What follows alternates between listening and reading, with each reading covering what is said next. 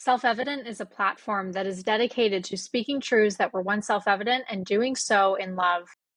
Hey guys, welcome back to another episode. And if you are watching on YouTube, yes, I still have my Christmas tree up. I have yet to take it down, and we're in February now. And it's just because it's just too depressing to take it down. I'll probably take it down around Valentine's Day so that there's another holiday to pick me up and make me feel happy going through this winter season. Winter is just a difficult time to get through. It's cloudy, it's rainy, it's snowy, it's cold. So my Christmas tree is still up because I believe in keeping the Christmas spirit even into winter.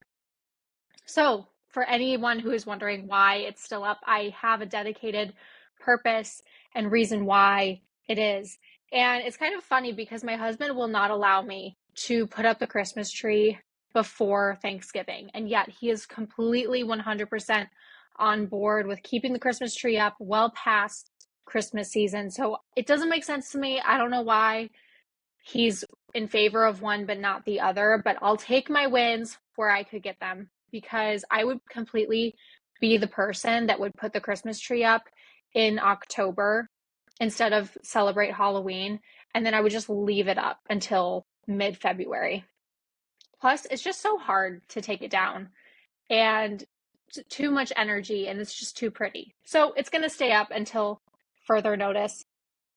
But today I really want to get into a heavy topic, and I'm not going to spend a lot of time. So I'm hoping that this episode is going to be shorter, but it's just something that I actually wrote about. If you go to selfevidentpodcast.com and you click on our article section, I wrote an article called Abortion AIDS Abusers. And that's going to be our topic today because it's just really heavy on my heart right now. I've seen a lot in the news. I've seen a lot of reporting from Live Action, and I just feel like I need to do not just an article on this topic, but I need to do an episode. But before I get into it, I want to tell you about the Worldview conference that's coming up on March 8th in Downers Grove, Illinois.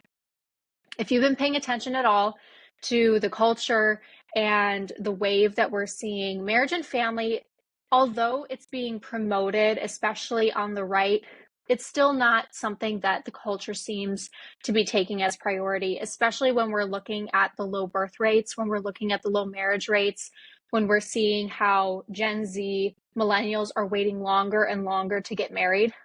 And obviously, there are a plethora of reasons for that. I know many people who would love to be married and yet cannot find a godly woman or cannot find a godly man. So I'm not necessarily talking about those people. But what I am saying is that marriage and family has kind of taken a back burner on our culture, where career and what you can output to the world is viewed as more important. So that's why Illinois Family Institute's 11th annual Worldview Conference is hosting the High Calling of Marriage and Family as the conference for this year. This conference, we are going to be joined by two very intelligent, amazing gentlemen. Dr. Brad Wilcox, professor of sociology and is the director of the National Marriage Project at the University of Virginia. We are also going to be joined by Scott Phelps, who is the founder and executive director of the National Marriage Campaign. And both of these men are going to be focusing their sessions and their topics on why marriage, why family matters, why our culture has drifted away, and how young people can fix their thinking in a way to view marriage and family as high as God views it, because God calls us to marriage. God calls us to having children if you are married, and having children is a beautiful thing. I am currently 22 weeks pregnant as I record this episode, and my husband and I are both still in shock that we're about to welcome a little baby into this world, but also we're just over the moon at the beauty of God's design for marriage, the beauty of his design for life in the womb. And we cannot wait to meet this little one who has been kicking me for about 2 weeks now. I've started to feel her kick, and it is just the coolest thing. And Ben was even able to feel her kick last week. And it's just the neatest thing to aspire to marriage, to aspire to family. So this is what this conference is going to focus on. It's going to be amazing topics like this. So you are definitely going to want to come out and listen and connect with people your age and just connect with these topics. Go to illinoisfamily.org/events to find out more. That's illinoisfamily.org/events. Okay, like I said at the beginning, abortion aids abusers. I wrote this article that's on selfevidentpodcast.com. It's also on illinoisfamily.org. If you want to go read it for yourself, I will link it below. And this topic has just been heavy on my heart lately. Live Action has done an amazing job of reporting these horrific incidents of men who have exploited women, of men who have abused women into making decisions like this. And I just want to focus on it for a podcast episode. And I'm not sure how long this is going to be. My goal is that this episode is not going to be that long because the subject matter is so heavy. I don't want to go into too dark of detail because I don't think that's helpful in the long run. But abortion aids abusers, that topic, it's something the abortion industry does not want you to know. And the reason it doesn't want you to know is because it makes a lot of money. Even though there are abuse victims in the abortion industry, they still make Planned Parenthood, which is the largest abortion mill in the United States. It still makes them money. And at the end of the day, my goal in fleshing out this episode is to explain to you more fully why Planned Parenthood does not care about women. They do not care about children. All they care about at the end of the day is their paycheck, is how much money they're making in this industry. So Live Action, and I'm sure you know who Live Action is. It is one of the biggest national pro-life advocacy nonprofit groups in the United States. They are continuing to grow. They are continuing to produce content that is so applicable and so needed for this day and age where reproductive rights, where abortion rights, where pro-life, where those topics are just so heavily inundated in our culture. So Live Action has reported numerous instances of how the abortion industry has profited off of sexual abuse. And I just want to read examples for you and hope that my reading of these examples kind of makes my argument for me. So Sean Combs, this was probably the biggest one in the news a few months ago, also known as P. Diddy, the rapper. Live Action reported, quote, numerous other women also accused Combs of abusing them and in multiple instances coercing them into abortions. Virginia, an ex-girlfriend of Combs, said she became pregnant several times and that he pushed her into aborting her preborn children. She also said he offered her $50,000 to abort another baby. Another example is actually a man in the United Kingdom, a man by the name of Stuart Warby, who forced a woman to have an abortion without her knowledge. Quote, in October, Warby was found guilty at Norwich Crown Court with the court hearing details of how the 40-year-old had crushed one set of abortion pills, mifepristone, into a glass of orange juice, which the unnamed victim unknowingly drank. He then inserted a number of tablets of misoprostol, another abortion drug, inside the woman after using deception to engage in sexual activity with her. Again, like I said, I was not planning to go into detail in this episode. That's probably the most detail that I'm going into of how disgusting this individual is. He deserves the death penalty, in my opinion, for doing this to this woman, for victimizing her in such a horrible way. And this is just one example of many that I'm going to read of how the abortion industry profits off of people like this, profits off of abusers, profits off of predators. Argentina's former First Lady and ex-wife of former President Alberto Fernandez testified that back in 2016, when abortion was still illegal in the country of Argentina, President Alberto forced her to have an abortion, and she called this action, quote, reproductive violence. Or Clint Eastwood, who pressured his longtime girlfriend, Sandra Locke, into abortions over their extended relationship. Quote, Locke said that Eastwood pushed her to have abortions, insisting that parenthood would not fit into their lifestyles.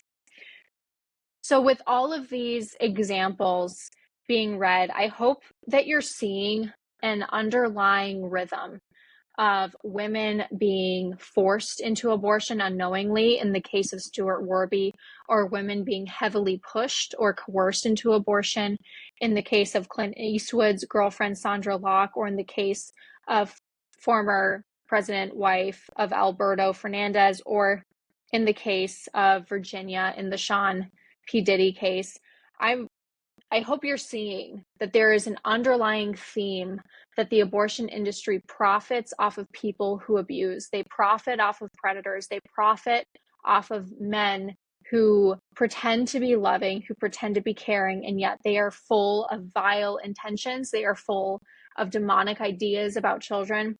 Just Clint Eastwood's assertion that parenthood would not fit into their lifestyle. Therefore, Sandra Locke felt pressured into her abortions. Just horrible, horrible. That's not a man.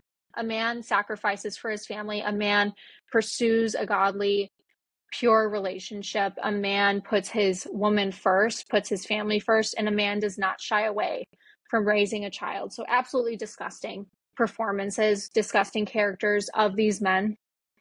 And Live Action goes on to comment on all of these instances of coerced or forced abortions. And they note that, quote, the reality is women are coerced into abortion more often than people think. Some studies have found that over half of women who abort feel pressured into it, often by their partners. Those who resist can become victims of horrific violence. Abortionists have likewise acknowledged that women often have abortions because their partners want them to. I want to highlight some extra things that Live Action reported on how Planned Parenthood actually not only do they profit off of abuse in the abortion industry, not only are they the biggest abortion mill in the United States, but because of that, they also profit off of abusive relationships that are pedophilic in nature between someone who is an adult and someone who is a minor. So child sexual abuse cases profit Planned Parenthood. Quote, over the past years, Live Action has caught Planned Parenthood coaching undercover investigators posing as young girls impregnated by adult males how to cover up those crimes.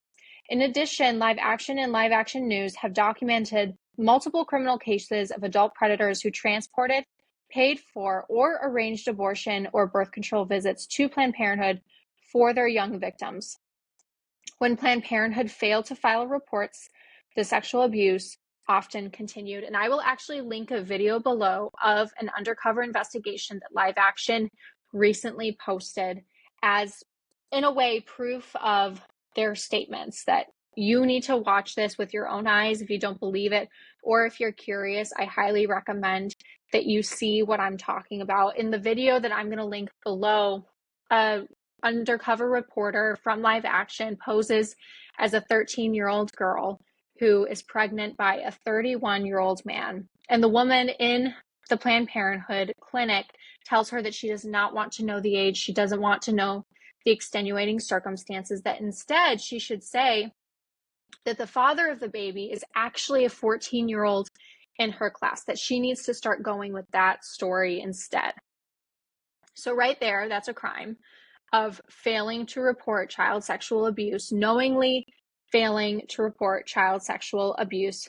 And because they failed to report child sexual abuse, not necessarily in that case because it was an undercover reporter, but in the cases that Live Action has followed, those girls are continued to be victimized by their predators because the abuse was not reported to CPS. Planned Parenthood and the abortion industry obviously do not care about the health of the mother, and especially they don't care about the health of the baby because they are intentionally killing children daily. But especially women, they don't care about your health. They don't care about your safety. They don't care about your extenuating circumstances. They don't care that you're in an abusive relationship. They don't care that you're being victimized as a little girl by a predator. They don't care because at the end of the day, all Planned Parenthood cares about is their paycheck.